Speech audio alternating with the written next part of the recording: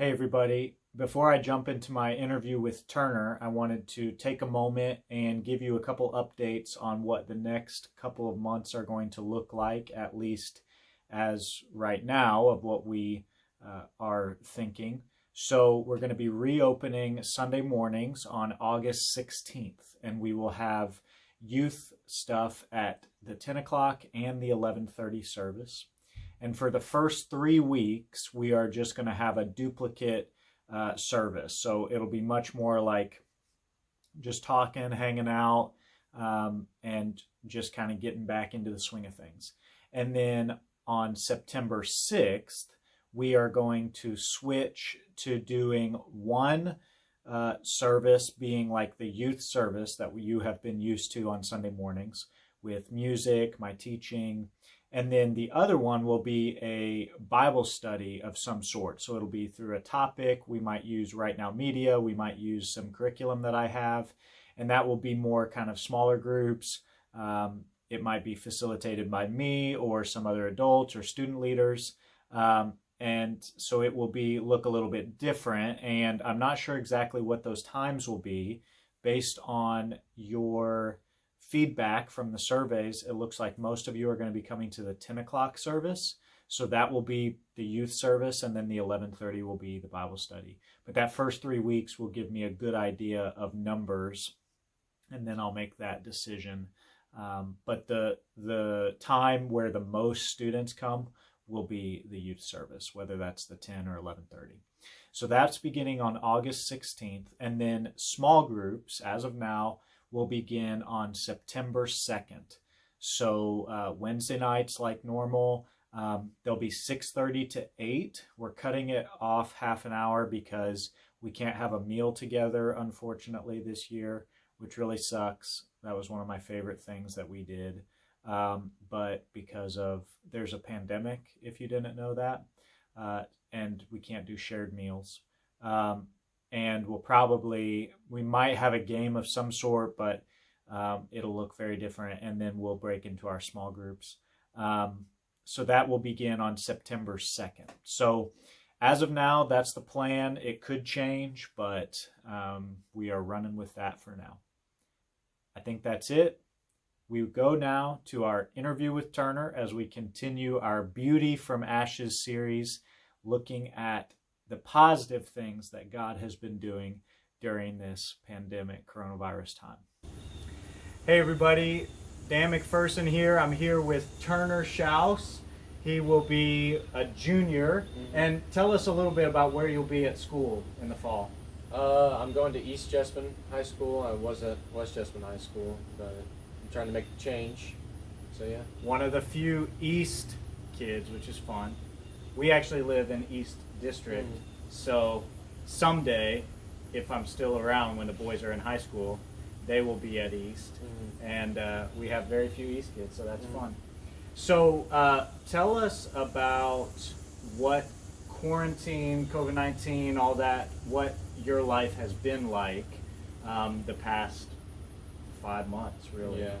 Well, I mean, it started out kind of like, just all of the families together. Because at first, not very many people were allowed to get out of the house. So, we're outside a good amount. Because I have 3 younger sisters, and so, it's wild. A lot of Amazon packages with toys and essential oils too, and that's another one. Just a lot of healthy. Yeah, a lot of DIY meals at home. Okay. Trying to figure out some stuff. Some good, some bad. Were you cooking? No. Oh, no. Okay. So you were just partaking in the meals. Oh yeah. Nice. Yeah, I'm taster. Love it. Love it. Yeah.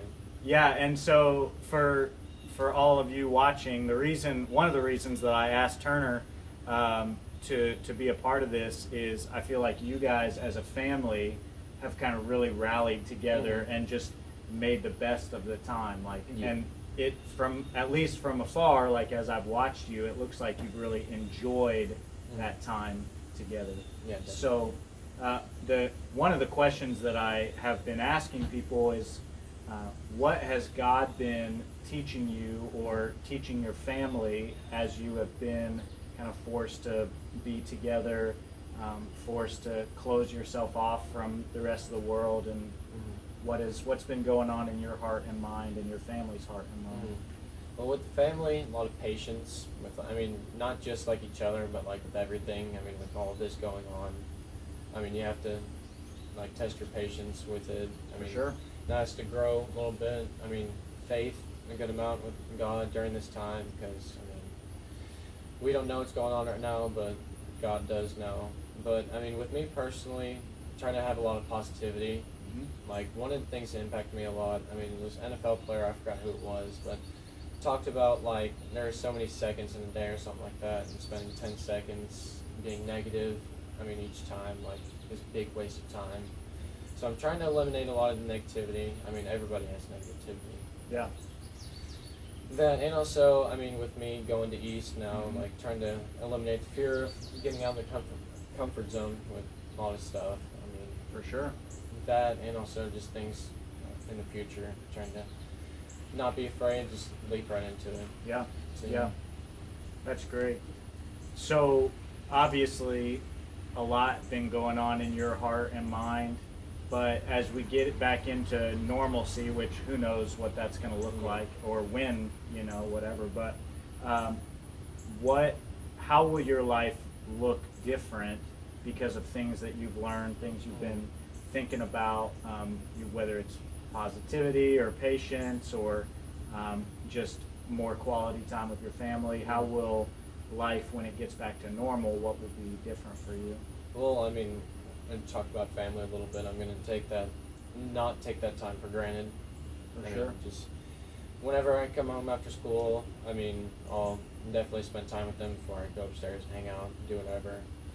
I mean, I've reflected a little bit on who I should hang out with or who I shouldn't. Just, I mean, looking back you have a lot of time to think about that stuff. Yeah. So, got that. I mean, just being thankful for the people that are like supportive during this time. I mean, because there are a lot of people unnoticed, like at the time that, I mean, you just ignore them or something like that, but just not taking people for granted that are helpful in my life and stuff like that. Yeah, I love that.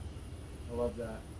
And I mean, not to be like Debbie Downer or anything, but you're gonna be done with high school here pretty soon. Yeah. Like you're stepping up to upperclassmen, and you've got younger sisters, so taking advantage of that time over the next 2 years, before whatever happens after high school is really important too.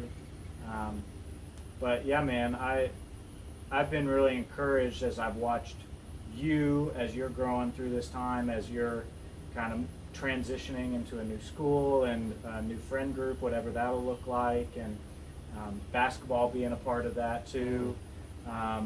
And then just I've been encouraged by your family, just the way that you guys have rallied together and just enjoyed time together has been really, really fun to watch. So I appreciate that.